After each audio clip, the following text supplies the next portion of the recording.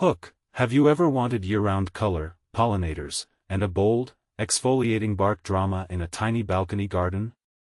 Today I'm turning a simple shrub into a front-row spectacle, even if you're limited to pots. I'm your host, and I'm diving into Ninebark in containers, not as a boring plant list, but as a storytelling plant that changes with the seasons. Personally, I think the magic isn't just in the flowers, it's in the texture, the bark, and how you bend the plant to your space. What makes this really interesting is how compact cultivars flip container gardening from nice idea to year-round showstopper. From my perspective, choosing the right cultivar is the hinge point for success. Let's break down 5 core ideas and then push them through the lens of real-life growing in pots.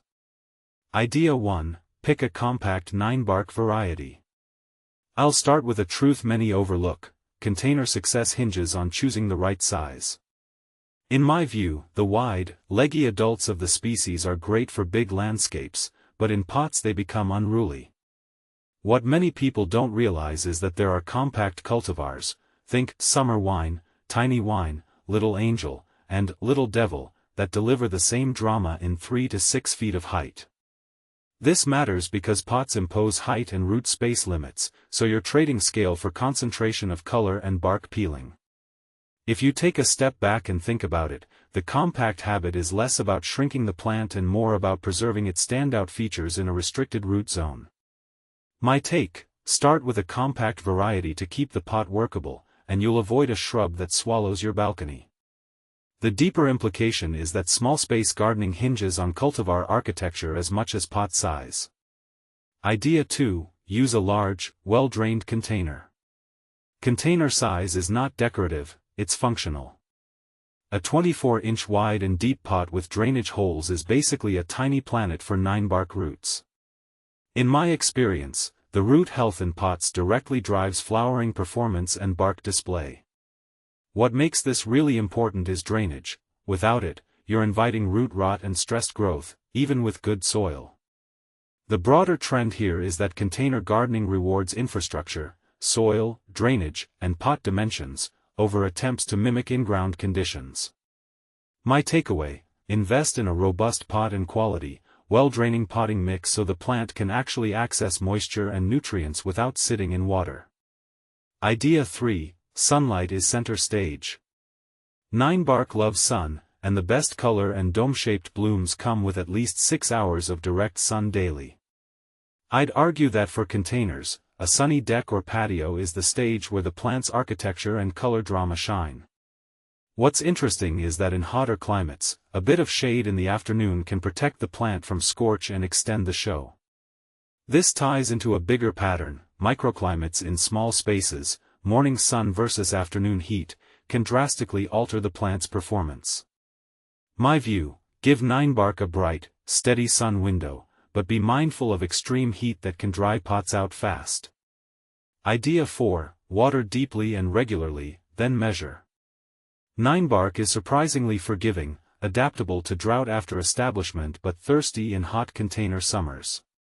The practical rule I use is deep waterings early in the day so moisture penetrates to the root zone before heat.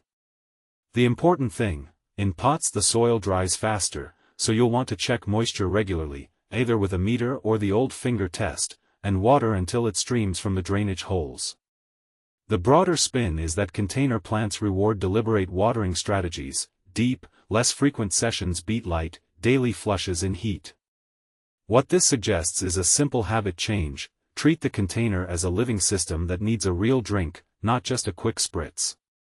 Idea 5. Fertilize thoughtfully, don't overdo it. Unlike in-ground plants that have more soil reserves, potted Ninebark relies on periodic feeding to sustain color and bloom. The best practice, in my view, is a balanced, slow-release fertilizer in spring, so nutrients carry the plant through the growing season. If you prefer liquid feeds, you'll be reapplying every 4 to 6 weeks, which can be fine but demands more attention. A key nuance many miss is that fall feeding invites new growth that won't harden off before frost, so skip late-season fertilizer. This ties into a bigger pattern: container gardening often needs a precise nutrition schedule to maintain vigor without burning roots. My opinion: lean on slow-release sustenance for steady performance and reserve liquid feeds for short, targeted boosts. Deeper insight: the storytelling plant for small spaces. Ninebark isn't just a shrub, it's a narrative in a pot. The peeling bark adds winter texture, dark foliage and spring blooms add spring excitement, summer foliage colors pop, and seed heads feed birds in fall. What this really suggests is a broader trend in urban gardening. The shrubs and perennials that fit in pots are becoming the core of year-round outdoor living rooms. If you layer in pollinator attraction and wildlife value, you're not just growing a plant, you're cultivating a mini ecosystem on a balcony or patio. This is why plant selection, container strategy, and ongoing care matter more than ever in compact gardens. A detail I find fascinating is how the same plant can feel quite different across seasons depending on pot size, sun exposure, and watering rhythm. From my perspective, that variability is part of the charm and a reminder that container gardening is a dynamic practice, not a set-and-forget task. If you're watching this with a small outdoor space in mind, Ninebark offers a surprisingly robust toolkit: color, bark, flowers, and wildlife value, all in a package that fits a container when you pick the right cultivar and support it with thoughtful care. Closing takeaway: start with the compact cultivars, give them a roomy pot, sun, and a steady care regimen, and you'll unlock a near year-round display.